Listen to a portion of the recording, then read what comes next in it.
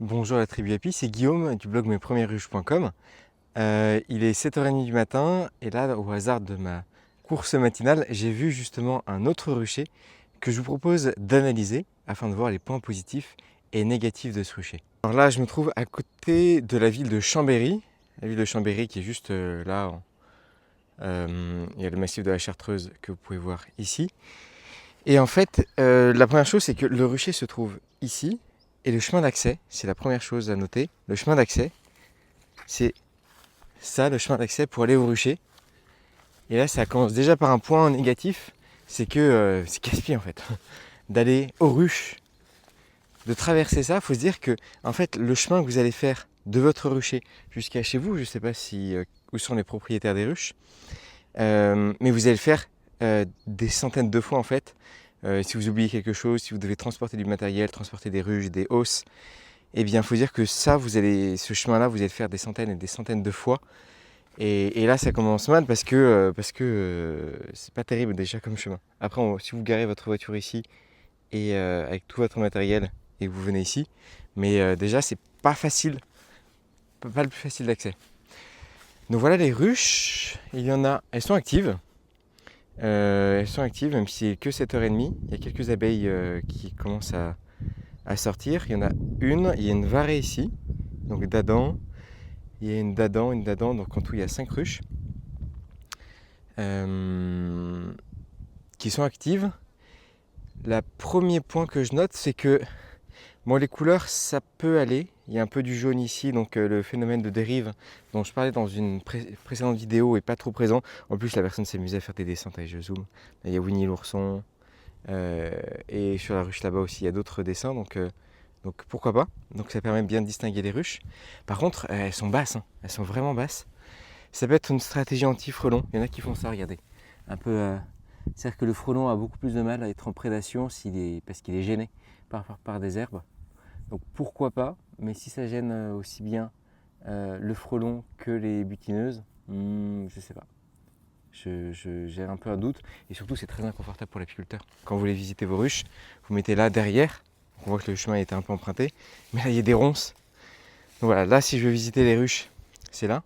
Et encore, pardon, là, c'est pas une dadan. C'est pas une varée, c'est une dadan, mais il a une dadan améliorée en quelque sorte. Et les planchers sont des planchers Nico, des planchers en plastique. Vous pouvez voir ici. Tac, pardon, juste ici, plancher en plastique. Donc c'est des planchers ouverts.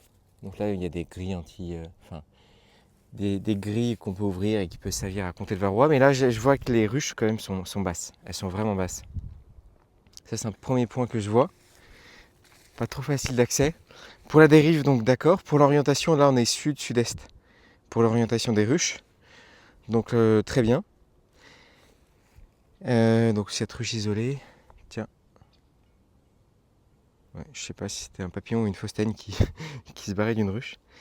Mais donc pour les points, oui, dérive, ok. Installation, enfin emplacement, bof. Après, il y a une bonne diversité florale ici. Il n'y a pas trop de. Pas d'agriculture. Là, ce que vous voyez, on entend des vaches au loin. Je ne sais pas si vous entendez les cloches. On voit un troupeau un peu par ici.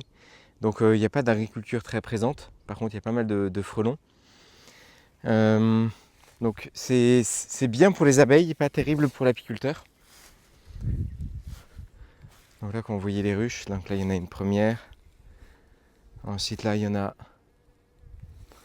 une deuxième, mais je ne sais même pas comment elle rentre. En fait, non, là, c'est juste un stock de hausse. C'est juste, il stocke son matériel. Là aussi, c'est un stock de hausse. Donc, en fait, il n'y a que 2 ruches actives. Il y en a une ici. 3 ruches actives, pardon. Il y en a une là-bas et une là-bas. Ok, il y a juste 3 ruches actives. Donc voilà un peu le bilan pour ce rucher qui se trouve juste derrière moi. Ce qui est vraiment négatif, c'est qu'il y a le chemin qui au fur et à mesure peut être vraiment éreintant. Il faut dire que des dizaines et des centaines de fois, vous allez prendre ce chemin et ça peut vraiment être très très fatigant, notamment quand vous oubliez du matériel, quand vous devez déplacer également les ruches. Il y a comme autre point négatif le fait que les ruches soient basses. Donc voilà, c'est gros point négatif, mais côté apiculteur. Côté abeille, point négatif, c'est que elles sont, comment dire, comme elles sont basses, les les herbes peuvent gêner. Mais sinon, il y a une belle diversité florale, ça c'est un point positif. Mais également, les ruches sont distinctes les unes des autres. Donc c'est plus facile pour les butineuses de se repérer. Il y a une belle orientation, belle course du soleil également. Donc à vrai dire, pourquoi pas installer un rucher ici, mais je faciliterai ou j'essaierai de créer un chemin un peu plus facile.